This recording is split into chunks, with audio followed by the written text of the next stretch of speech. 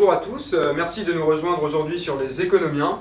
Nous avons la chance de recevoir donc sur notre plateau Pierre Brouillet, représentant de la réserve fédérale américaine, Florent de Maisoncelles, secrétaire de la BCE, et Louis Guizelin, économiste reconnu. Donc pour vous faire un bref récapitulatif de la situation, la réserve fédérale américaine s'apprête à augmenter ses taux pour la première fois depuis presque 10 ans, tandis que la BCE persiste à faire plonger les siens. Cette non-coordination est source de nombreux dysfonctionnements que seuls les marchés pourront corriger. Donc Pierre, quelles sont les différentes raisons pour lesquelles les États-Unis ont souhaité faire évoluer leur politique monétaire en augmentant les différents taux? Alors la raison pour laquelle nous effectuons cette hausse est simple et justifiée. En fait, depuis la crise financière de 2008, la Fed a maintenu ses taux à quasiment zéro afin de compenser la chute des prix et la croissance trop faible. Aujourd'hui, pour faire court, notre économie paraît enfin capable de survivre à un accroissement de ses taux.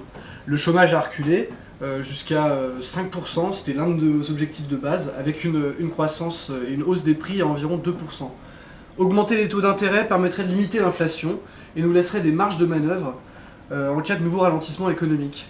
Les taux pourraient alors être revus à la baisse pour relancer la croissance. Merci Pierre donc, pour ces différentes informations qui nous éclairent un petit peu quant à la situation délicate engendrée par cette décision. Cependant, Florent, cette décision prise par la Réserve fédérale américaine ne contraint-elle pas la politique menée par la BCE? Nous allons tout d'abord demander à notre économiste donc, Louis Guizelin de nous expliquer ces différents termes. Merci Victor, et je vais donc vous expliquer le terme de quantitative easing. Avec la crise financière, un outil peu utilisé est apparu, donc le quantitative easing. Il est en effet possible pour une banque de baisser son taux directeur, mais une fois que ce taux est à 0%, ou très proche, il est impossible de le baisser davantage, vous en doutez bien. C'est là qu'intervient le quantitative easing que je vais vous expliquer en 4 étapes. Donc la première étape, c'est la banque centrale qui crée de la monnaie. Cette monnaie n'est pas créée physiquement, il s'agit simplement d'une ligne de crédit sur le compte de la banque centrale.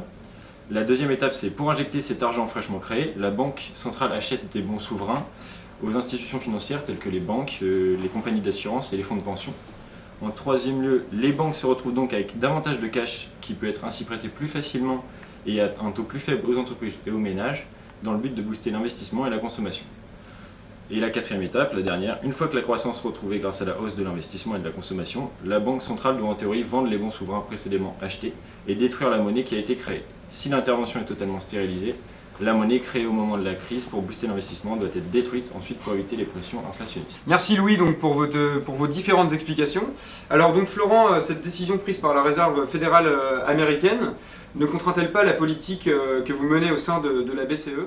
Oui, en effet, la Fed s'engage sur un long chemin dont la destination reste inconnue. Les questions qui se posent à leur égard sont assez obscures, mais très importantes, car vu la taille du secteur financier des États-Unis, ce qui se passe sera transmis dans le monde entier. Le problème que pose le changement de la politique de la Fed réside dans la contradiction des politiques respectives que nous employons. La BCE a été lente à abaisser son taux d'intérêt et encore plus à adopter la politique d'assouplissement quantitatif. Du coup, la croissance est à peine en train de revenir dans la zone euro et elle s'annonce encore plutôt faible. Du côté des emprunteurs, les plus gros étant les gouvernements et donc indirectement les contribuables, les dettes publiques dans les pays avancés sont de l'ordre de 100% du PIB. La remontée du taux d'intérêt va progressivement augmenter la charge des dettes et mettre ainsi sous pression les budgets presque partout très fragiles. L'austérité aujourd'hui mise de côté pourrait bien revenir à la mode sous peine de recommencer à envisager des faillites d'État. Donc merci à vous trois pour vos différentes explications donc, quant à ce sujet assez délicat. On se retrouve quant à nous demain à 19h45 pour un nouveau dossier. Merci beaucoup.